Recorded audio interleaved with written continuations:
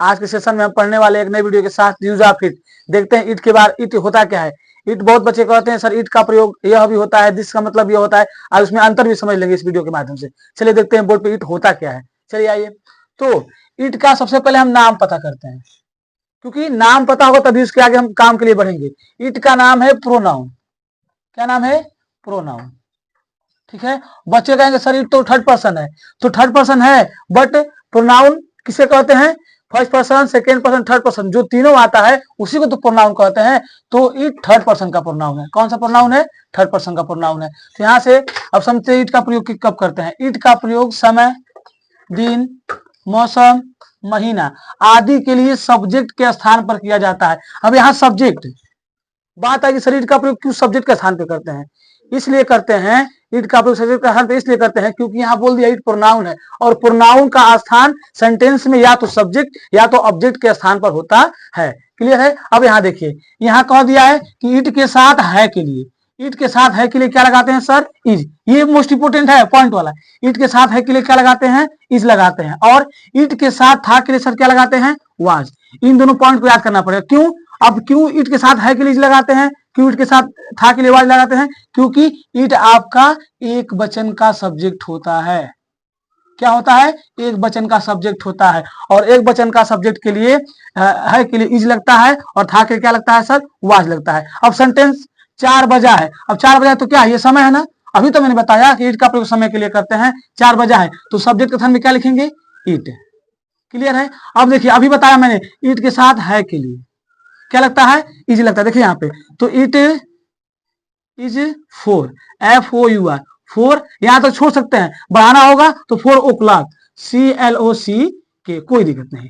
ठीक है, अब यहां देखिए 5 नहीं बजा है तो क्या हो जाएगा? It is not. नहीं के लिए क्या लगाते हैं? नॉट। नॉट का प्रयोग हमेशा वर्ब के बाद ही किया जाता है। इट इज नॉट 5, FIV, 5 मतलब 5। अब यहाँ पे छोड़ सकते हैं, यहाँ तो कोई दिक्कत नहीं, बढ़ाना होगा तो सेम उसी तरह बढ़ जाएगा, CLOCK। क्यों हम इसको नहीं लिख रहे हैं? क्योंकि पता ही है कि इट का प्रयोग समय के लिए ही करते हैं। अब देखिए यहाँ पे, अभी मैंने बोला दिन। दिन क्या होता है? आज मंगलवार है तो क्या हो जाएगा? It is Tuesday, TUESDAY, Tuesday, today. Today मतलब आज। क्लियर है यहाँ तक? किसी को दिक्कत अब नहीं होना चाहिए। अब देखिए यहाँ पे, कल रविवार था तो क्या हो जाएगा? इट। अभी मैंने बताया कि इट के साथ था के लिए क्या लगाते हैं? वाज। कोई पूछेगा क्यों तो बता देंगे, इट एक सब्जेक्ट, एक वचन का सब्जेक्ट होता है, और एक वचन में है के लिए इज लगाते हैं, और था के लिए वाज लगाते हैं। तो it was Sunday, it was Sunday. अब देखिए यहाँ पे कल है, तो यहाँ पे कल कौन सा कल है? बीता हुआ कल है। कल रविवार था, अब बीते हुए कल के लिए क्या लगाते हैं? एस्टरडे। क्या लगाते हैं? एस्टरडे लगाते हैं। ठीक। अब आज बहुत गर्मी है तो क्या हो जाएगा? It is very, it is very, very है, वेरी हॉट, हॉट या समर, हॉट, और टुडे मतलब आज। क्लियर है? अब देखिए यहाँ पे, कल सोमवार है, यहाँ पर भी कल था और यहाँ पर भी कल है, लेकिन दोनों का स्पेलिंग अलग अलग होगा। जैसे it is Monday, MONDAY, it is Monday. अब यहाँ देखिए, यहाँ बीता हुआ कल था, और बीते हुए कल के लिए क्या लगाते हैं सर? स्टरडे लगाते हैं। यहाँ कल सोमवार है, इट इज मंडे टुमारो। क्या जाएगा?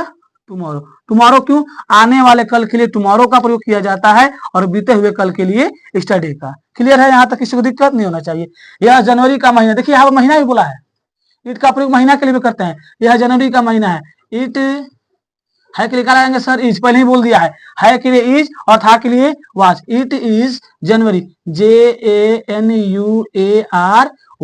जनवरी। इसको इस तरह भी कर सकते हैं, और तरीका है ऐसे बनाने का। It is month, it is month of January, month of January. अब यहाँ बताइए, इसको लिखना जरूरी है? हमको पता ही है कि जनवरी का मंथ ही होता है, तो इसको लिखे चाहे न लिखे, सेंटेंस को बढ़ाने के लिए इसको लिख सकते हैं, कोई दिक्कत नहीं। तो यहाँ पे ये भी आपका हो सही से हो सकता है। अब समझिए, दिस का मतलब भी यह होता है।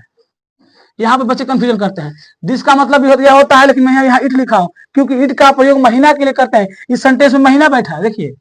और दिस माने यह कब होता है? समझिए, दिस माने यह कब होता है? कब होता है? डिमोस्ट्रेटिव प्रोनाउन में, जब किसी यह वस्तु पर संकेत करता है तब। यह एक किताब है, यह एक किताब है। तो यहाँ पे दिस लगाएंगे। क्यों दिस लगाएंगे? क्योंकि यहाँ किसी वस्तु व्यक्ति पर संकेत कर रहा है। दिस का अर्थ क्या होता है? यह होता है, यह किसी वस्तु और व्यक्ति पर संकेत करता है। तो अब दिस माने क्या लगाते हैं? यह, दिस इज ए बुक। ये रहा दिस और इट में अंतर। धन्यवाद।